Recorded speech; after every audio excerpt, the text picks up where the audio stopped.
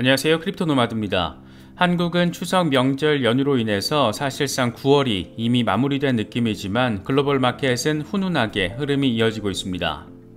먼저 뉴욕 증시는 연일 고공행진을 하던 국제 유가와 채권 수익률 상승세가 주춤해지면서 일제히 상승 마감했습니다. 무엇보다 국채 수익률 상승세가 살짝 멈춘 듯한 모습을 보인 게 증시에는 긍정적인 영향을 미쳤는데, 그럼에도 불구하고 10년물 수익률은 여전히 4.6% 위에서 자리하고 있습니다.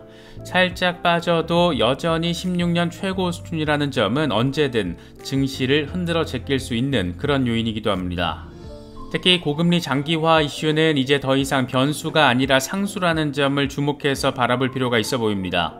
재무구조가 상대적으로 취약한 중소형주들, 맥을 못 추는 상황은 이런 점을 또 잘 대변해주고 있습니다.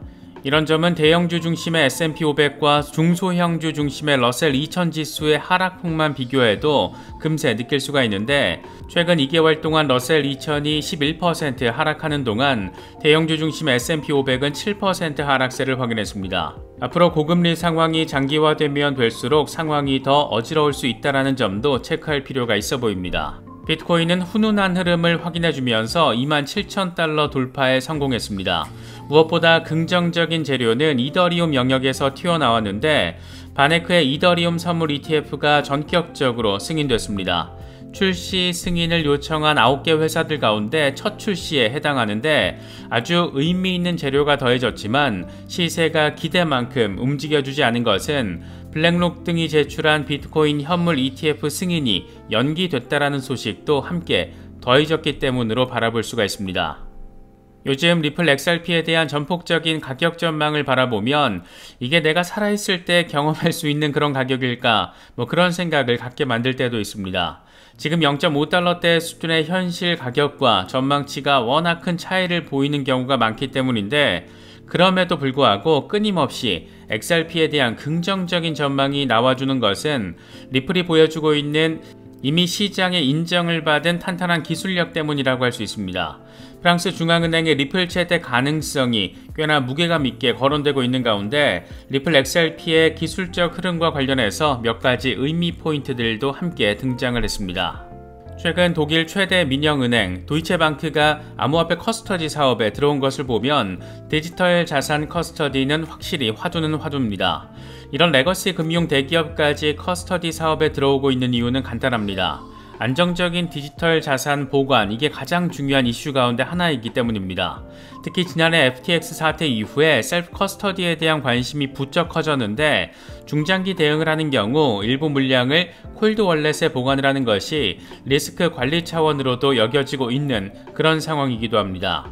개인적으로는 그래도 일부 물량은 내가 직접 내 금고에 보관을 하면서 리스크를 분산 관리하는 게 좀 더 속편한 방식이 아닌가 생각하고 있습니다. 그래서 저는 디센트 월렛에 일부를 보관하고 있는데, 콜드 월렛에 관심이 있으신 분들은 저희 채널과 파트너십을 맺고 있는 디센트 월렛을 특별 할인 가격에 구매하실 수 있습니다.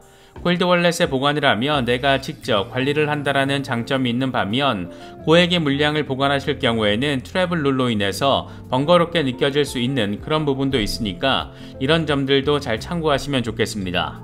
특정 거래소나 코인 이체 등과 관련해서는 디센트 고객센터를 통해서 확인하실 수 있습니다. 그럼 이번 영상 시작하겠습니다. 뉴욕 증시는 모처럼 일제히 상승 마감했습니다. 의미 있는 반등세라고 보기 어려운 부분이 있긴 하지만 어쨌든 고공행진하던 국제 유가와 채권 수익률 상승세가 살짝 주춤해진 게 증시 반등에 도움을 줬습니다. 국채 금리가 아주 살짝 빠지긴 했습니다. 10년물 수익률이 0.01% 하락하긴 했는데, 그럼에도 불구하고 여전히 4.6%대에 자리하고 있습니다. 의미 있는 추세 변화라기보다 최근 급등에 따른 일시 조정 양상으로 바라보는 게 조금 더 적확하지 않나 생각됩니다. 다행스럽게 국제 유가도 최근 급등에 따른 차익 실현 매물이 나와주면서 일제히 하락했습니다. 여기서도 금리 연관성을 느낄 수가 있는데, 고금리가 장기화되면 결국 원유 수요 자체를 억제할 것이다, 이런 전망이 하락세에 힘을 보탰습니다. 하락을 하긴 했지만 브렌트유는 95달러 수준, 서부 텍사스산 원유도 91달러 위에서 자리하고 있다는 점은 유가 이슈 역시 여전히 간단치 않다라는 점을 느끼게 만드는 부분입니다. 고금리 장기화 이슈로 인해서 환율이 들썩이고 있고 유가 역시 고공행진 흐름을 보여주다 보니까 세계 경제가 삼중고에 시달리고 있다, 이런 평은 이제 꽤나 익숙하게 느껴지기도 합니다. 특히 고금리 장기화 전망이 미국 증시에서 중소형주의 흐름을 상대적으로 더 어렵게 만들고 있다는 점도 체크할 필요가 있어 보입니다. 중소형주 중심의 러셀 2000은 최근 2개월 동안 고점 대비 11%가 빠졌는데 같은 기간 대형주 중심의 S&P 500은 7% 하락했습니다. 이런 차이는 금리 인상 여파 때문이라고 할 수가 있는데 중소형주들이 아무래도 대외 환경 변화에 더 민감할 수밖에 없고 그래서 악재에 더 크게 반응한 것으로 바라볼 수가 있습니다. 특히 고금리 상황이 장기화되면 중소기업들의 자금 조달 비용 부담이 더 커질 수밖에 없다라는 점, 뭔가 큰 악재가 터지면 더 직접적으로 영향을 받을 수밖에 없다라는 점, 그래서 단기적 흐름만 보고 안심하기는 더더욱 어렵다라는 점, 그런 상황이기도 합니다. 어쨌든 증시는 살짝 반등을 해줬고 비트코인 역시 27,000달러 위로 올라서면서 유사한 흐름을 보여줬습니다. 물론 이번에 비트코인이 반등한 것은 첫 번째 이더리움 선물 ETF가 승인됐다라는 소식이 큰 역할을 했습니다. 공포 탐욕 지수는 하루 전보다 2포인트 오른 48을 기록하면서 공포 단계가 중립 단계로 완화됐습니다. 비트코인 도미넌스는 별다른 변동폭 없이 50% 주변에서 맴돌고 있는 상황이 이어지고 있습니다. 이번에 비트코인을 의미 있는 저항 돌파를 하게 만든 건 이더리움이었습니다. 발키리가 신청한 이더리움 선물 ETF가 승인됐다라는 소식이 폭스 비즈니스를 통해서 보도가 됐습니다. 폭스 보도 내용을 보면 발키리는 기존 비트코인 선물 ETF를 비트코인과 이더리움 모두 제공하는 결합펀드로 전환할 계획이라고 하는데 티커 역시 BTF에서 변경 없이 이름만 발키리 비트코인 이더리움 전략 ETF로 변경된다라고 합니다. 이게 참 머리를 좀 잘 굴린 게 이더리움 단독으로 선물 ETF를 신청한 게 아니라 기존의 비트코인 선물 ETF에다가 이더리움을 추가하는 형식으로 형태를 살짝 만져줬기 때문입니다. 어쨌든 미국 SEC가 이런 형태를 수용했기 때문에 다른 기업들 역시 비슷한 작업을 해서 이더리움 선물 ETF가 잇따라 출시될 가능성이 높아졌고 그렇게 의미 있는 시장 경쟁 구도가 만들어질 가능성도 더 높아졌다, 이렇게 바라볼 수 있는 상황입니다. 미국의 첫 이더리움 선물 ETF 출시라는 의미 있는 호재가 더해졌지만 비트코인이나 이더리움의 시세가 예상만큼 또 기대만큼 크게 나아가지 못한 것은 같은 날 블랙록과 발키리, 비트와이즈가 신청한 비트코인 현물 ETF 승인이 연기됐다라는 소식이 더해졌기 때문입니다. SEC 이것들은 진짜 병 주고 약도 주고 사람 열받게 만드는데 아주 타고난 기질을 보여주고 있습니다. 이에 따라서 당초 10월 중순으로 예상됐던 두 번째 데드라인이 9월 말에 연기가 된 거고 세 번째 데드라인은 1월 중순, 마지막 데드라인은 3월 중순입니다. 어쨌든 순차적으로 암호화폐 대장들에 대한 ETF가 출시되고 있다는 점에서 시점을 예단하긴 어렵겠지만 비트코인 현물 ETF 역시 결국에는 출시될 수밖에 없지 않을까, 그런 생각이 드는 건 꼭 기분 탓만은 아닌 것 같습니다. 이런 상황도 생각해 볼 수가 있습니다. 만약 내년 최종 데드라인까지, 그러니까 3월 중순에 SEC가 비트코인 현물 ETF를 승인하지 않고 아예 거부해버리는 상황입니다. 이게 가능성이 없는 건 아닌데 이럴 경우에 두 가지 시나리오를 생각해 볼 수가 있습니다. 첫 번째는 그레이스케일과 마찬가지로 블랙록 등이 SEC를 상대로 소송을 내는 건데 이렇게 되면 법원은 그레이스케일 때 그랬던 것처럼 미국 SEC가 재심사를 하게끔 만들어버릴 수가 있습니다. 이건 사실 시간과 에너지 낭비가 불필요하게 벌어지는 상황으로도 바라볼 수 있을 것 같습니다. 또 하나는 내년 11월 미국 대선 이슈입니다. 공화당이 만약 승기를 주게 되면 SEC 위원장 교체, 이건 1000% 확률로 당연한 게 됩니다. 이와 관련해서 SEC 집행국장, 인터넷 집행국장 출신인 존 리드 스타크가 재미있는 전망을 제시했는데 내년 대선에서 공화당이 승리하면 비트코인 현물 ETF 출시를 승인할 가능성이 높다. 트럼프는 암호화폐 회의론자로 유명하지만 강력하고 열정적인 암호화폐 보유자 유권자층을 확보하기 위해서 입장을 크게 선회할 수도 있다, 이렇게 평가를 했습니다. 이게 좀 말이 되는 건 트럼프는 이미 이더리움 기반으로 자신의 NFT를 출시하기도 했고 자신의 몫으로 받은 로열티를 이더리움으로 가지고 있는 이더 홀더이기도 합니다.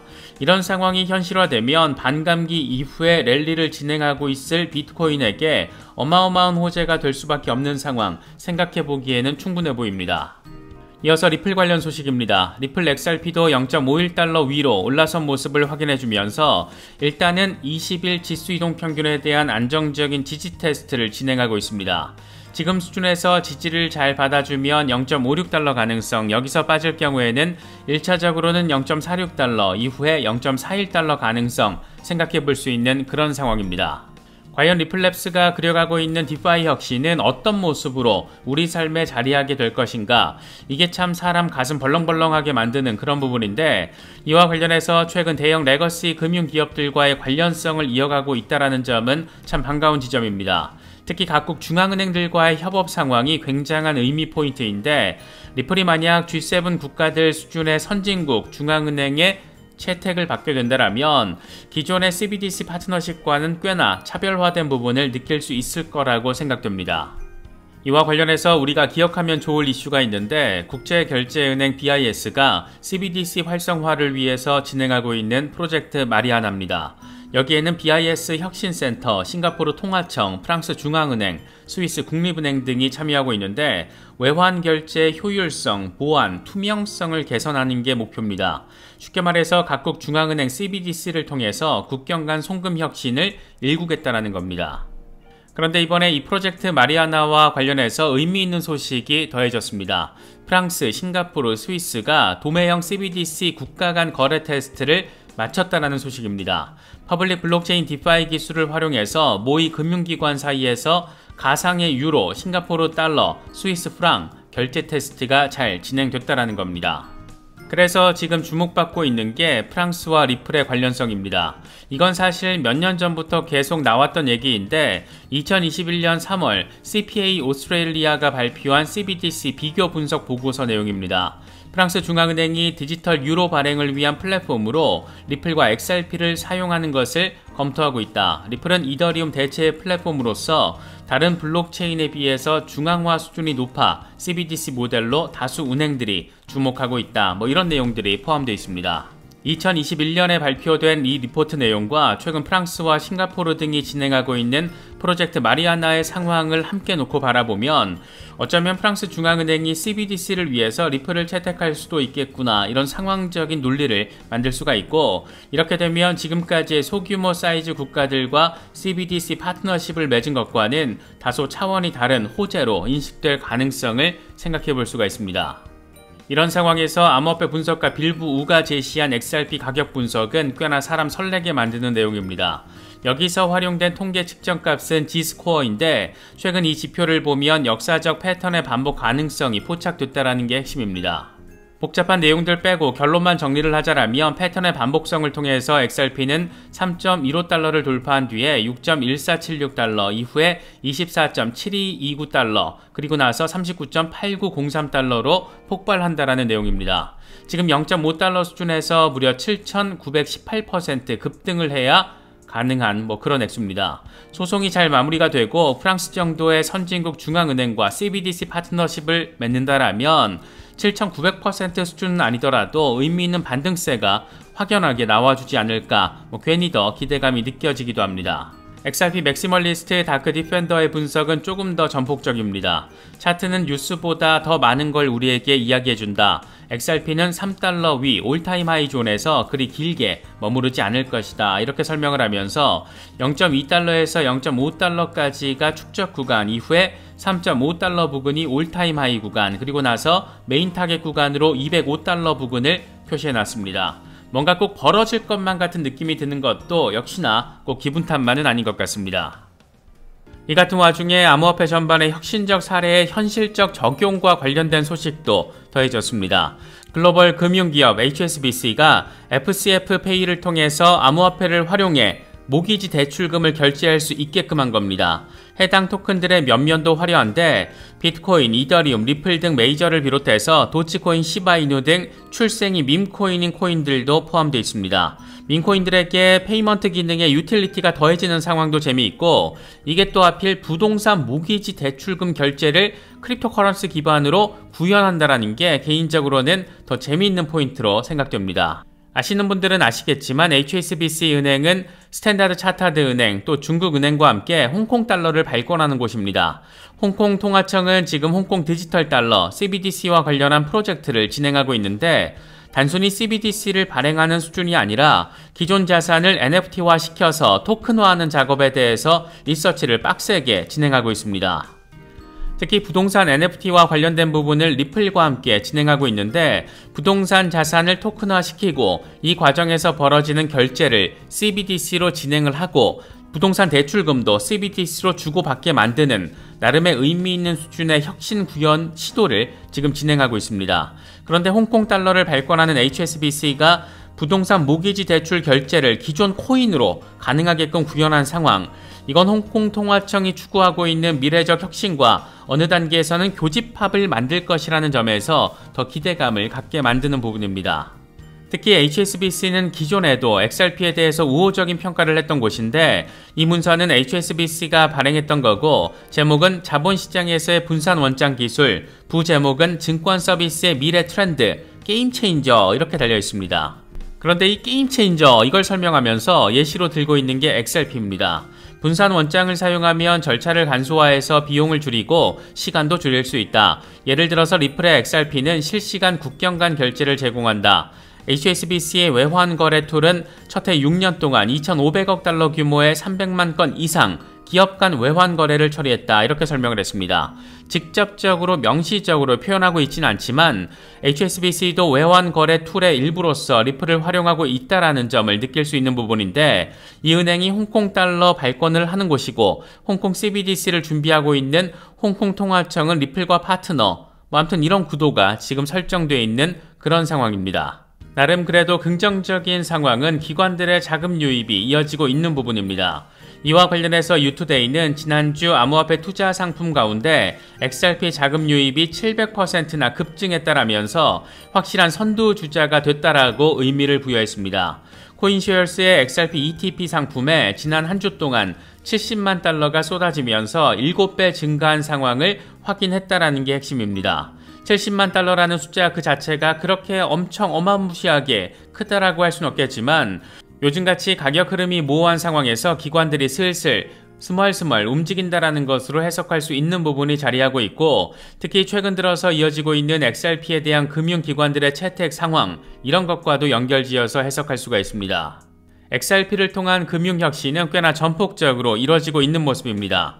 이건 리플렉스 그로스의 부사장이 최근 암스테르담에서 열린 에이펙스 데브 서밋에서 밝힌 내용인데 현재 하루에 100만 건이 넘는 거래가 이루어지고 있다. XRP 레저에서는 26억 건의 거래가 이루어졌다. 이건 이더리움보다 더 많은 숫자이고 그래서 처음부터 매우 효율적인 블록체인이다. 이렇게 평가했습니다.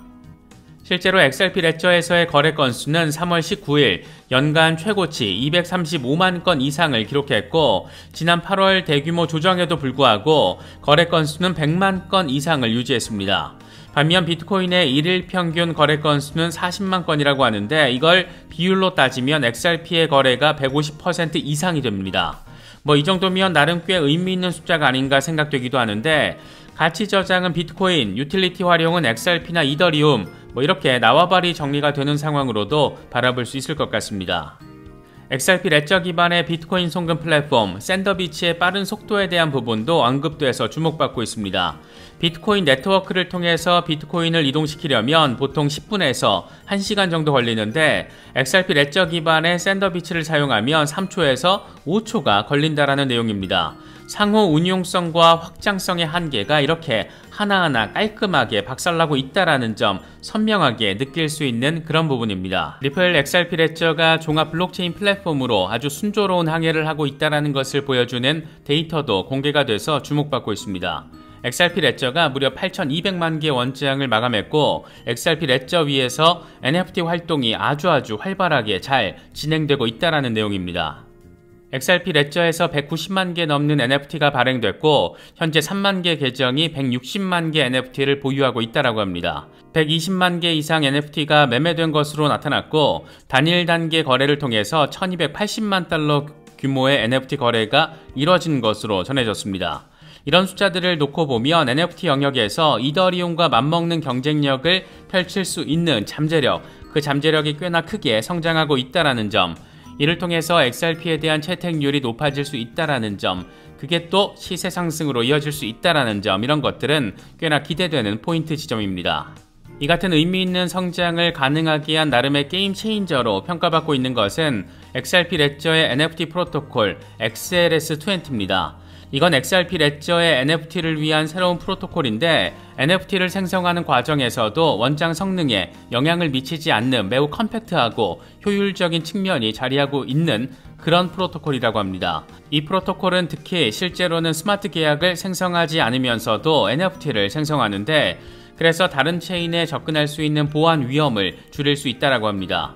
나름 이더리움의 단점을 극복하는 데 포커스가 맞춰져 있다는 것을 느낄 수가 있는데 국경 간 송금 혁신의 주역 XRP뿐만 아니라 종합 블록체인 플랫폼으로서 XRP 레저를 바라볼 수 있는 그런 부분이라는 점에서 인상 깊게 느껴지는 소식입니다.